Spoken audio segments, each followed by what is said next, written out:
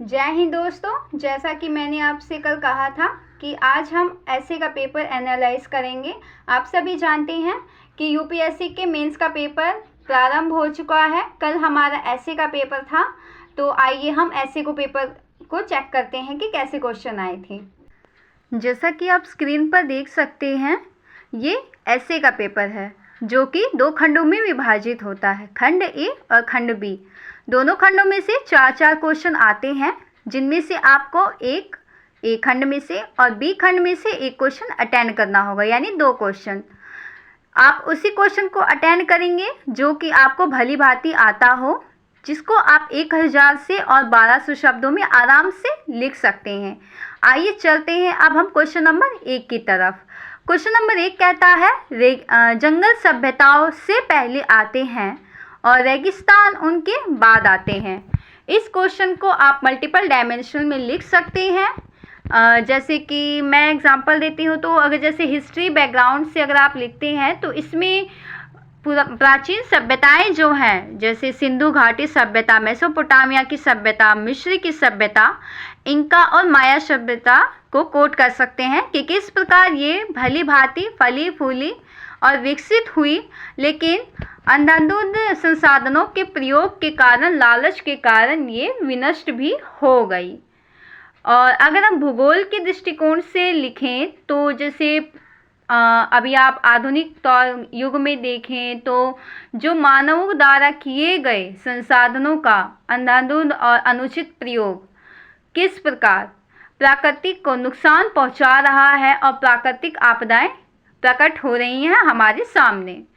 आइए चलते हैं अब हम क्वेश्चन नंबर 2 की तरफ। क्वेश्चन नंबर 2 कहता है भविष्य के साम्राज्य मस्तिष्क के साम्राज्य होंगे, अर्थात जो अपने दिमाग का सही प्रकार से प्रयोग करेगा, आने वाले टाइम में वही एक समृद्ध इंसान बनकर सामने आएगा। ठीक है, इसको आप चर्चिल के कथन द्वारा कोट कर सकते हैं और वर्ल्ड वॉर के एग्जाम्पल को आराम से लिख सकते हैं। वर्तमान के परिप्रेक्ष्य में अगर आप लिखना चाहें तो डिजिटलीकरण, एआई का प्रयोग, परमाणु बम की होड़ हो गई और स्पेस वॉर जो है, ठीक है, इसको आप कोट कर सकते हैं। क्वेश्चन नंबर 3 हमसे कहता है प्रसन्नता का कोई मार्ग नहीं है, प्रसन्नता ही मार्ग है। अर्थात जो हम प्रसन्नता को बाहर ढूंढते हैं, कई कार्य करके ढूंढने का प्रयास करते हैं, लेकिन फिर भी हमें वो सफलता हासिल नहीं होती, वो खुशी हमें हासिल नहीं होती है। अगर हम अपने अंदर ही अपने काम को सही समय पर करके मस्तिष्क का सही प्रयोग करें तो हम अपनी खुशी को ढूंढ सकते हैं। एग्जाम्पल में गौतम बुद्ध को ले सकते हैं, चारवाक दर्शन और गांधी जी की जीवनी को कोट कर सकते हैं। ठीक है, हम क्वेश्चन नंबर 4 की बात करते हैं। क्वेश्चन नंबर 4 कहता है प्रश्न पूछने वाला ही विज्ञान का सच्चा सिपाही है, यानी कि जो भी व्यक्ति डाउट करता है किसी भी चीज़, किसी भी कार्य में, जो नई विचारधारा, नई सोच रखने वाला, फैक्ट्स को ढूंढता है, असल में वही सच्चा सिपाही होता है। हिस्टोरिकल बैकग्राउंड में अगर हम देखें तो आर्य को ईश्वर माना गया, तो क्यों माना गया? ठीक है, और अगर हम सामाजिक तौर पे देखें तो जो समाज सुधारक थे, उन्होंने जो सती प्रथा का खंडन किया, विधवा विवाह को प्रोत्साहित किया, भक्ति आंदोलन का उदय हुआ, तो ये क्यों हुआ? रूढ़िवादिता का खंडन हुआ, जागरूकता की ओर लोग बढ़े, रूसी क्रांति हुई, अंधकार से प्रकाश की ओर जाने की जो होड़ लगी यूरोप में, तो क्यों लगी? इसको हम कोट कर सकते हैं। साथ ही साथ आप वैज्ञानिक दृष्टिकोण से लिखें तो जो सूर्य पृथ्वी के चक्कर काटते हैं, प्राचीन में ये चला आ रहा था कि सूर्य पृथ्वी के चक्कर काटता है, तो इस क्वेश्चन को ढूंढा गया, तभी हमें पता चला कि असल में सूर्य पृथ्वी के चक्कर नहीं, पृथ्वी सूर्य के चक्कर काटती है। आइए चलते हैं अब हम खंड बी की तरफ। खंड बी में 4 क्वेश्चन हैं, जिसमें से आपको एक क्वेश्चन करना होगा। 5वां क्वेश्चन हमसे कह रहा है कि सोशल मीडिया युवाओं में छूटने का डर पैदा कर रहा है, जिसके कारण उनमें अवसाद बढ़ रहा है। ठीक है, तो जो सोशल मीडिया है, सोशल मीडिया के कारण जो लोग दिखावटी जीवन जीते हैं, ठीक है, दूसरों के जीवन जीने का प्रयास करते हैं, ठीक है, सोशल मीडिया से जुड़ते हैं, सोशल मीडिया का अंधाधुंध प्रयोग करते हैं, इसको कोट करना है। और सोशल मीडिया के नेगेटिविटी पॉजिटिविटी को दिखाते हुए इस क्वेश्चन को इस प्रकार से डील करना है। और अकेलापन, आप जानते हैं कि परिवार के बीच भी रहते हुए आदमी अकेला अपने आप को महसूस करता है, वो अवसाद की ओर जाता है। क्यों? क्योंकि वो एक तरह से सोशल मीडिया से जुड़ा रहता है और बाहरी जीवन, बाहरी यानी कि वर्चुअल लाइफ जीना चाहता है, वो प्रैक्टिकली लाइफ नहीं जीना चाहता है। अगर वो अपने माता पिता से बात करे, पुराने बुजुर्गों से बात करे, तो इस प्रकार से वो अपने अवसादों को, अपने अकेलापन को दूर कर सकता है। दोस्तों से बात करे, ना कि सोशल मीडिया वाले दोस्तों से बात करके। इस प्रकार से इस क्वेश्चन को डील किया जा सकता है। क्वेश्चन नंबर 6 कहता है हमसे, लगभग सभी मनुष्य प्रतिकूल परिस्थितियों का सामना कर सकता है, लेकिन किसी व्यक्ति का चरित्र उसके परीक्षण के लिए उसे शक्ति किसी व्यक्ति के चरित्र को परीक्षण के लिए उसे शक्ति प्रदान करके देखिए। यानी कि जिस किसी व्यक्ति को शक्ति मिली है, चाहे वो चाणक्य द्वारा दिया गया अशोक को शिक्षा हो या अब्राहम लिंकन हो, वर्तमान में देखिए भारत के परिप्रेक्ष्य में तो द्रौपदी मुर्मू हैं, जो कि जनजातीय से आते हुए भी वे एक भारत की महिला राष्ट्रपति हैं।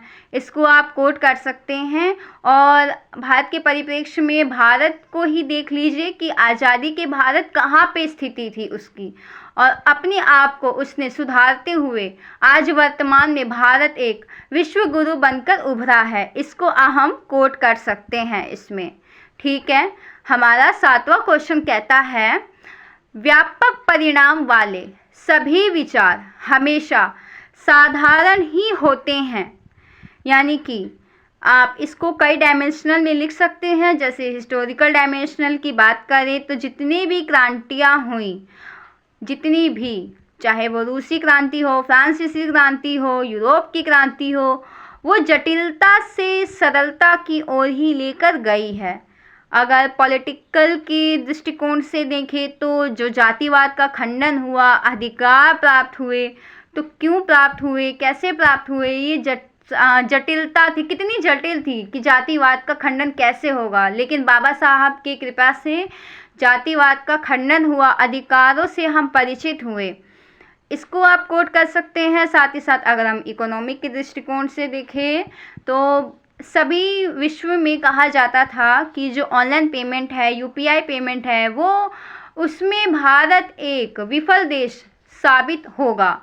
लेकिन हमने उसे नकार दिया। और साथ ही साथ आज आप देख सकते हैं कि भारत यूपीआई पेमेंट में बढ़ चढ़ कर आगे आया है और इससे आर्थिक गतिविधियां बहुत उभर कर सामने आई हैं। तो मेरा कहने का मतलब है कि व्यापक परिणाम वाले जितने भी व्यापक परिणाम, हम परिणामों की चिंता ना करते हुए जितने भी हम जो कार्य करते हैं, बाद में आगे जाके हमें वो साधारण लगने लग जाते हैं, ठीक है। अब हम आते हैं क्वेश्चन नंबर 8 की तरफ। क्वेश्चन नंबर 8 हमें कहता है, गलत होने की कीमत कुछ ना करने की कीमत से कम है। हम जैसे स्टूडेंट के तौर पे देखें तो कई स्टूडेंट होते हैं, वो फॉर्म नहीं भरते हैं कि हाँ भाई मेरा सिलेबस कंप्लीट नहीं हुआ है तो मैं फॉर्म नहीं भरूंगा, गलत नहीं तो मेरा अटेम्प्ट ख़राब हो जाएगा या मेरी समाज में बुराई होगी कि मैं फेल हो गया या हो गई। तो इसी पे ये क्वेश्चन को बनाया गया है कि जैसे एग्जाम्पल में भारत को आप ले सकते हैं कि भारत की तरक्की किस प्रकार हुई। अगर उसने 1991 में एलपीजी सुधार नहीं किया होता, उसने परिणाम को पहले ही सोच लिया होता, तो आज जो भारत की आर्थिक गतिविधियां जो सर्वोच्च हुई हैं वो ना हुई होती और भारत की स्थिति भी श्रीलंका, पाकिस्तान, नेपाल और बांग्लादेश की तरह दयनीय बनकर रह जाती, ठीक है। इमरजेंसी की बात ले ले तो इमरजेंसी में भी जो संविधान संशोधन हुए जो इमरजेंसी का गलत फ़ायदा उठाया गया था, अगर संविधान संशोधन द्वारा उसे रोक नहीं लगाई गई होती तो मतलब आज परिणाम बहुत ही गलत सामने उभर कर आते। ठीक है, तो इस क्वेश्चन को हम इस प्रकार से डील कर सकते हैं। ठीक है, अगर आपको अभी भी कोई डाउट लगता है कि मैं समझाने में विफल हुई हूँ, तो आप कमेंट करके मुझे सुझाव दे सकते हैं, लेकिन मेरी समझ में जो आया मैंने आपके सामने इसे स्पष्ट रूप में रखा है।